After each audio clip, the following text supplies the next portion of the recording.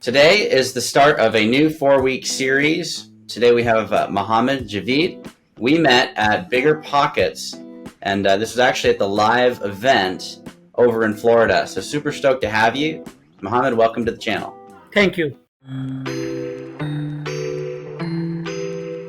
Yeah, and so can you just share a little bit about who you are, some of your backstory, and what you've done in real estate?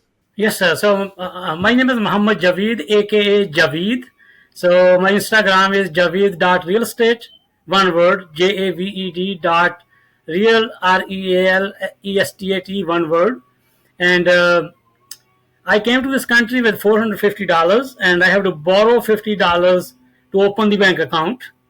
So then from New York, I was in New York for a couple of years, and I moved to Michigan. So I started educating myself into real estate, especially the creative real estate financing. And number of years I was kind of scared not to take action. The real estates are big transactions to do. So that was a perfect storm by 2008. So I have proper knowledge and properly equipped with all the seminars I have attended, learned the creative financing, which includes seller financing, option to purchase real estate. I did some deals those as well. And back in 2008, when recession came, so I purchased my first apartment building in a short sale. It has a loan of $364,000. So I end up buying it for $70,000 cash. That works. That is in the budget. So $70,000 cash, but it has a bunch of problems. It comes with some problems. It has the tenants were not paying rent. It does need the work, the rehab work, and they owe the property taxes for the last couple of years. It was heading towards foreclosure. So that's when I came into, and I used my unsecured credit cards from different banks to fund the deal.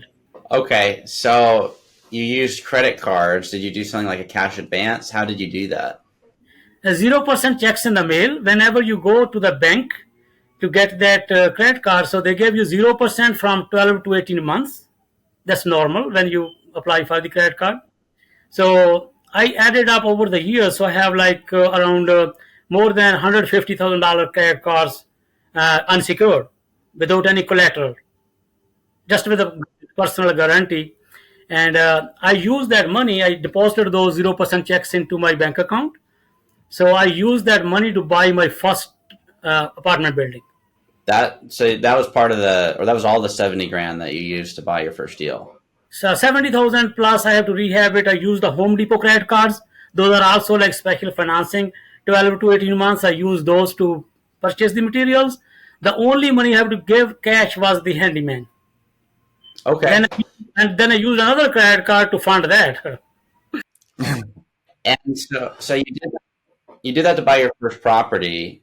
How did you pay off the cards to reuse them to buy more stuff? That was exactly what I wanted to know. How did you actually pay them all the way down? Yes, sir. So what happened? So we have like 5 apartments and the retail store in the first floor. So I was having like more than $5,000 cash flow just to start with. As soon as I was done with this, so I have more than $5,000 coming, and I paid the credit card. You have to make the minimum payment on it, as you know that. So you don't pay all of it. So you pay minimum payment. As the rents come, you pay that, and you pay off same thing with the Home Depot credit cards. And eventually, I end up paying most of my deals between 3 to 5 years, the most. Some of them I pay for 12 years only. So 2 years. Some of them I end up paying for 2 years. Within 2 years, the credit card debt is paid off. So you made your minimum payments on all the cards, and you took the extra cash and just started paying one card off at a time until they were all paid off. Yes, sir. That's awesome. That makes sense for that price of market. Mm-hmm. And so you have to have deals that cash flow fast enough to pull off that strategy, right? That's the main piece. It's based on projected cash flow. So cash is the king. When you have the cash and you're good with the real estate, so you can keep hunting until you find the right price. I don't buy until it's within my parameters to pay it off within that time frame. Some of them I end up paying in 2 years. Some of take 3 to 4 years. And let's say if I have one company, one LLC has 5 credit cards, like 5 lines of credit, and average credit card is like 10,000, which I have some 50,000 and plus as well. And then I use that to leverage. So I use that to buy it and then just pay it off in the process. Yeah, that's great. That makes sense to me. And did you buy in your local market over in Michigan? Michigan, because in Michigan, if you have, let's say if you have hypothetical 5 companies and you have 5 credit cards each, that's 10,000 each, like 50,000 each company. 5 of them, 250,000. For 250,000 cash, you can in Michigan in a blue collar neighborhood, you can easily buy 2 to 3 houses. Yeah, that makes sense. Makes a lot of sense to me. And we make money the day we buy it if we buy it at the right price. If we pay too much, then of course it can take longer to pay it off. Yeah.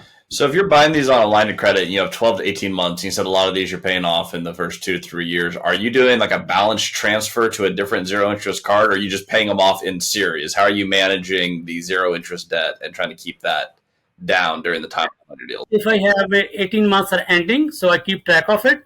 Let's say after on the 17th month, I have out of all those 5 other and the other credit cards, they have 0% checks in the mail. I use them to deposit into my account and pay the other one off. That way I pay 0% interest actually. Only I pay the transaction fee. Yeah, that makes a lot of sense. That does make a lot of sense. So what's next for you? How many properties do you have now? I have actually diverse portfolio, Mr. Cody. Like we have commercial, we have motels, we have fourplexes, triplex, duplex, single families, bunch of them. So we have a diverse portfolio of worth of multi-million dollars just creating out of this credit card. Okay, so for someone starting on this strategy with no to low money, so we're talking $5,000 to $10,000, they don't have a lot of money to go out and invest. If they're getting started on this credit card strategy, what would your one major piece of advice to be someone before they get started? They can do in the beginning wholesale, like option to purchase real estate to build up a little bit cash and build up the credit lines. And the first credit card for business is given to you with your personal guarantee based on your own credit score, and it will raise slowly. It's not a quick rich scheme. It's a slow rich scheme. It's a delayed gratification. It's not instant gratification. It's a delayed gratification.